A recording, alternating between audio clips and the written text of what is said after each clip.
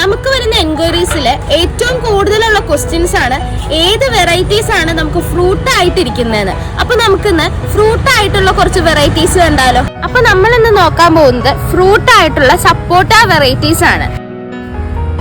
ഇതിപ്പോ വരുന്നത് ബനാന സപ്പോട്ട എന്ന വെറൈറ്റി ആണ്.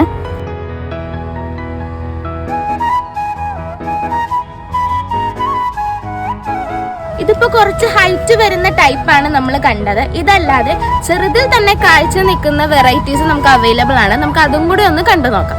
ഇത് തായ്ക്കിങ് സപ്പോട്ട എന്ന വെറൈറ്റി ആണ്. നമുക്ക് ഇതേ ഹൈറ്റിൽ തന്നെ കാഴ്ച നിൽക്കുന്നതാണ് ഈ കാണുന്നത്.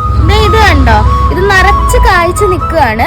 ഇത് വരുന്ന ചിക്കു സപ്പോട്ടയാണ് കേട്ടോ. നമുക്ക് ഈസി ആയിട്ട് പറിക്കാൻ പറ്റും. അധികം ഹൈറ്റ് ഒന്നും വെച്ച് പോവാത്ത ടൈപ്പ് പ്ലാന്റ്സ് ആണ്.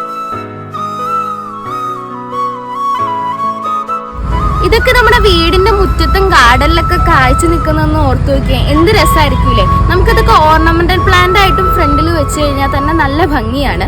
ഇതുപോലെ വലിയ തൈകൾ നമ്മൾ വാൻ ഡെലിവറി ചെയ്താണ് എത്തിക്കാറ്. അഥവാ നിങ്ങൾക്ക് ചെറിയ തൈകൾ മതിയെങ്കിൽ നമ്മൾ കൊറിയർ സർവീസിലൂടെ അത് അയച്ചു തരുന്നുണ്ട്. ചെറിയ തൈകളാണെങ്കിലും അത് 6 മാസം തൊട്ട് 1 കൊല്ലത്തിനുള്ളിൽ കായ്ക്കുന്ന ടൈപ്പാണ്. അപ്പോൾ പ്ലാന്റ്സ് വേണ്ടവർ എന്തായാലും നമ്മുടെ താഴെ കാണുന്ന നമ്പറിൽ കോൺടാക്ട് ചെയ്ത് ഉടൻ തന്നെ ബുക്ക് ചെയ്തോളൂ.